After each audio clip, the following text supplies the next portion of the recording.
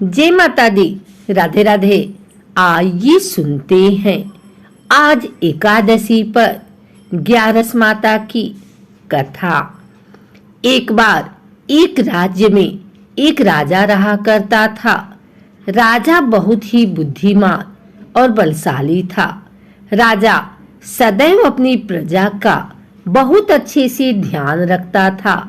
प्रजा भी अपने राजा को बहुत पसंद करती थी। राजा की 2 बेटियां थी।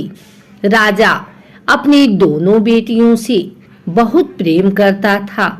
राजा की छोटी बेटी देखने में बहुत सुंदर और आकर्षक थी और राजा की बड़ी बेटी छोटी बेटी के मुकाबले थोड़ा कम सुंदर थी। राजा की छोटी बेटी ग्यारस माता की पूजा किया करती थी और सभी लोग राजा की छोटी बेटी से बहुत प्रेम करते थे और बहुत प्रशंसा किया करते थे। राजा भी अपनी छोटी बेटी को बड़ी बेटी से अधिक प्रेम करते थे, जिस कारण राजा की बड़ी बेटी को अपनी छोटी बहन से बहुत नफरत होने लगी थी। राजा की दोनों बेटियां जब बड़ी हो गई तब एक पड़ोस राज्य में रहने वाला राजकुमार राजा की बड़ी बेटी के लिए रिश्ता लेकर आया। लेकिन जैसे ही उस राजकुमार की नजर राजा की छोटी बेटी पर पड़ी तो वह राजकुमार राजा की छोटी बेटी पर आकर्षित हो गया और उससे पहली नजर में प्रेम कर बैठा। उस राजकुमार ने राजा की बड़ी बेटी के साथ विवाह करने से मना कर दिया और उसने राजा से कहा कि मैं आपकी छोटी बेटी से विवाह करना चाहता हूँ। जिसके बाद राजा की बड़ी बेटी यह देखकर अपनी छोटी बहन से बहुत क्रोधित हो गई और राजा की बड़ी बेटी ने अपनी छोटी बहन को अपना सबसे बड़ा दुश्मन मान लिया। राजा की बड़ी बेटी ने अपनी छोटी बहन से बदला लेने का निर्णय लिया, जिसके लिए उसने अपनी छोटी बहन को जान से मारने का प्लान बनाया। राजा की बड़ी बेटी ने अपनी छोटी बहन को मारने के लिए सबसे पहले एक लड्डू में जहर मिलाकर अपनी छोटी बहन को दे दिया और उसको लड्डू खाने के लिए कहा।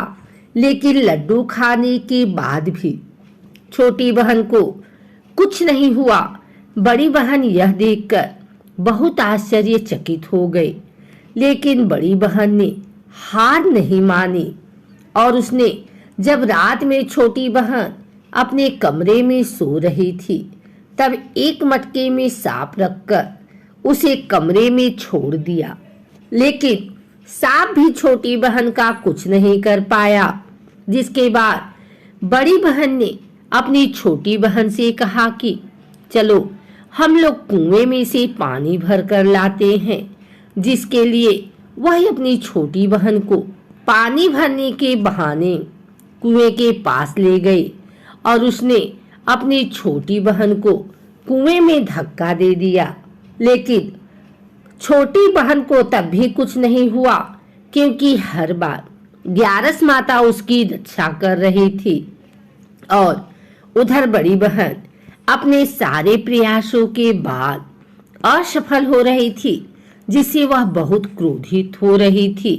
फिर उसने अपनी छोटी बहन के पास जाकर उससे खुद ही पूछा कि मेरी छोटी बहन, तुमको पता है भगवान ने सबकी मृत्यु एक निश्चित समय पर लिखी हुई है और कैसे तुम्हारी मृत्यु होगी, क्या यह तुम जानती हो? तब छोटी बहन ने अपनी बड़ी बहन को बताया कि हाँ, मैं तो जानती हूँ मेरी मृत्यु कैसे होगी। छोटी बहन से यह सुनकर बड़ी बहन मन ही मन बहुत प्रसन्न होने लगी और उसने अपनी छोटी बहन से कहा कि तू मुझे अपनी मृत्यु का राज बता। छोटी बहन ने अपनी बड़ी बहन से कहा कि मेरी मृत्यु तो एक तोते में है, जो तोते के गले में एक हार है उससे मेरी मृत्यु होगी। जब तक कोई भी व्यक्ति तोते को मारकर वह हार अपने गले में पहनेगा तो मैं मूर्छित हो जाऊंगी, और जैसे ही उस हार को अपने गले से उतारेगा तो मैं वापस से जीवित हो जाऊंगी। अपनी छोटी बहन की मृत्यु का राज जानकर बड़ी बहन बहुत ही खुश हो गई और उसने अपनी छोटी बहन को मारने के लिए उसके पालतू तोते को ढूंढना शुरू कर दिया। और छोटी बहन को इस बात का आभास हो गया था कि कोई उसकी जान लेना चाहता है, जिसके लिए वह अपने पिताजी के पास गई और उसने अपने पिताजी से कहा कि पिताजी, मेरी मृत्यु के बाद आप मुझे जलाइएगा मत, बल्कि आप मुझे अपनी पुरानी वाली हवेली में एक पलंग पे लिटाकर छोड़ दीजिएगा। अपनी छोटी लड़की की यह बात सुनकर राजा बहुत आश्चर्यचकित हो गए। राजा ने अपनी छोटी बेटी से पूछा, बेटी तुम ये क्या कह रही हो? तब राजा की छोटी बेटी ने बताया, पिताजी समय किसी के लिए नहीं रुका है, कब क्या हो जा किसी को कुछ पता नहीं है। और फिर राजा ने अपनी छोटी बेटी से कहा कि तुम ऐसी बातें क्यों कर रही हो? 2-3 दिन में तो तुम्हारा विवाह है। लेकिन छोटी बेटी ने अपने पिताजी को ऐसा करने पर मजबूर कर दिया और उनसे वचन ले लिया। राजा ने भी अपनी छोटी बेटी की बात स्वीकार कर ली और 2-3 दिनों के बाद जब शादी का समय आया तब राजकुमार बारात लेकर राजा के घर आया और राजकुमार और राजा की छोटी बेटी का विवाह शुरू हो गया। जैसे ही राजा की छोटी बेटी राजकुमार के साथ फेरे लेना शुरू करती है तो उसकी बड़ी बहन अपनी छोटी बहन के कमरे में जाकर उसके तोते को पकड़ लेती है और उसको जान से मार देती है। तोते के गले में जो हार था उसको अपने गले में धारण कर लेती है। जैसे ही बड़ी बहन उस हार को अपने गले में धारण करती है तो उधर छोटी बहन 3.5 ही फेरे ले पाती है और वहीं पर बेहोश होकर गिर जाती है। जिसके बाद राजा ने बड़े बड़े दर्द हकीमों को बुलवाया और अपनी छोटी बेटी का इलाज करने के लिए कहा। राजा की बात सुनकर वैद्य ने छोटी बेटी को जब चेक किया तो राजा को बताया कि आपकी छोटी बेटी ना तो जीवित है और ना ही मरी हुई है। यह मैं ऐसा पहली बार देख रहा हूँ। राजा ने वैद्य और हकीम को यह बात बाहर बताने से मना कर दिया और उनको कहा कि अगर तुमने यह बात किसी को बाहर बताई तो हम तुम्हें फांसी दे देंगे। राजा ने अपनी छोटी बेटी को पुराने महल में ले जाकर एक पलंग पर लिटा दिया और वहां पर कुछ सैनिक को तैनात कर दिया। वापस अपने महल पर आ गया। राजा की बड़ी बेटी अपने पिताजी के पास आई और कहने लगी कि पिताजी, अगर यह शादी संपन्न नहीं हुई तो आपकी इज्जत का क्या होगा? आप कहे तो मैं आपकी इज्जत बचाने के लिए राजकुमार से शादी करने के लिए तैयार हूँ। जिसके बाद राजा ने अपनी बड़ी बेटी की बात मान ली और राजा ने बड़ी बेटी को छोटी बेटी के कपड़े पहनाकर मंडप पर भेज दिया। लेकिन राजकुमार यह जान गया कि यह राजा की छोटी बेटी नहीं है, बल्कि यह राजा की बड़ी बेटी है। लेकिन जब राजकुमार ने शादी करने से मना किया तो सभी लोगों ने राजकुमार को विवश करके राजा की बड़ी बेटी से बचे हुए फेरों को संपन्न करा दिया और विवाह करवा दिया। जिसके बाद राजकुमार राजा की बड़ी बेटी को अपने महल ले गया। राजकुमार राजा की बड़ी बेटी से ना तो बात करता था, न ही उसको पसंद करता था और न ही उसके आसपास भटकता था।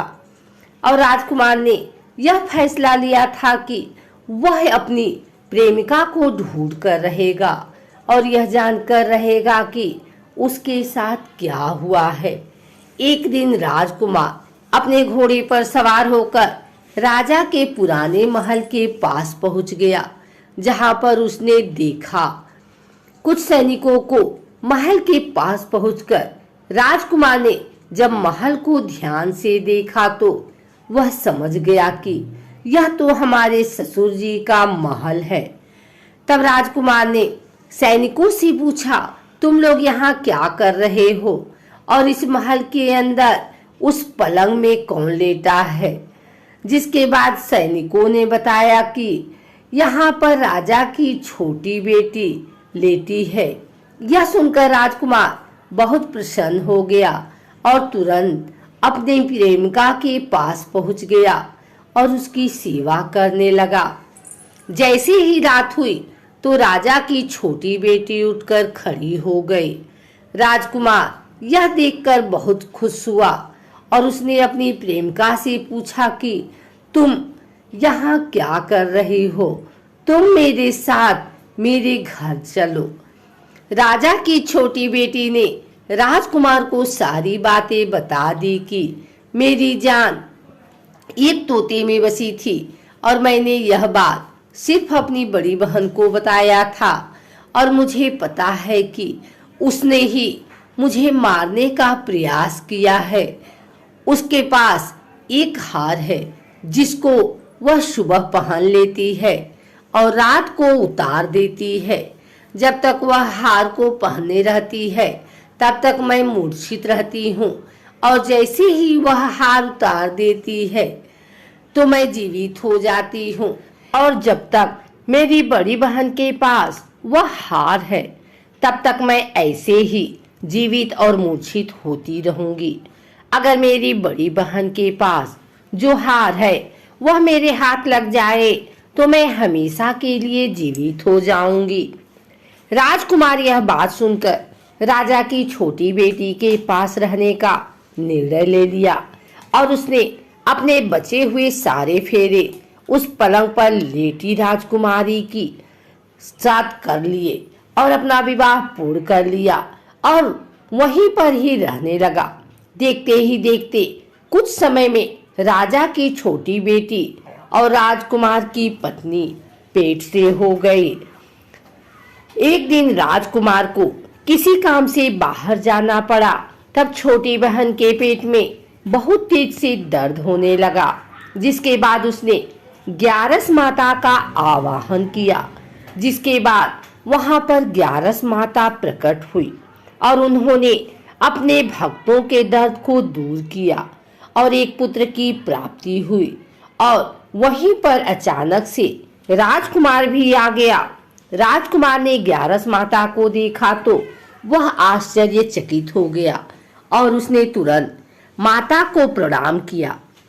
और ग्यारस माता ने राजकुमार से कहा कि जब तुम्हारा पुत्र 5 वर्ष का हो जाए तो तुम अपनी पत्नी का हार लाकर इसके गले में डाल देना। और देखते ही देखते राजकुमार और राजा की छोटी बेटी का पुत्र 5 वर्ष का हो गया। राजकुमार अपने बेटे से कहता है कि बेटा, मैं कुछ काम से बाहर जा रहा हूँ, तुम अपनी माता का ध्यान रखना। और वहां से चला गया। राजा को बाहर निकलता देख बड़ी बहन के सैनिक देख लेते हैं और बड़ी बहन को जाकर सारी बातें बता देते हैं। जिसके बाद बड़ी बहन अपनी छोटी बहन के पुत्र को वहां से उठवा लेती है और उसको मरवा देती है। छोटी बेटी के पुत्र के 2 टुकड़े करवा देती है। पहला टुकड़ा चक्की के पास छुपा देती है और दूसरा टुकड़ा अपने पलंग के नीचे रख लेती है। अब ग्यारस माता भिखारी का रूप लेकर आती हैं।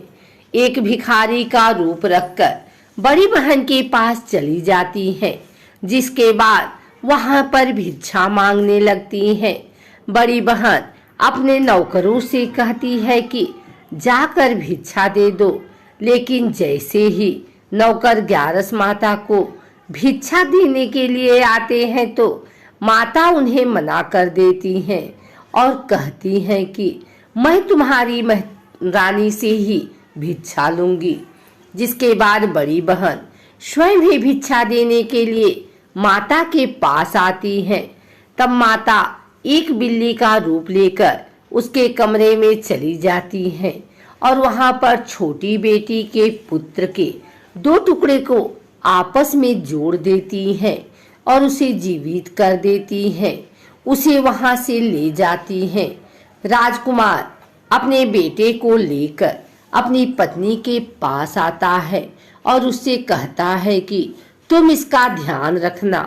अगर तुम इस बच्चे का अच्छे से ध्यान रखोगी तो मैं तुमसे बात करूंगा। एक दिन राजकुमार अपने बच्चे से कहता है कि तुम माँ से उनके गले का हार मांग लो।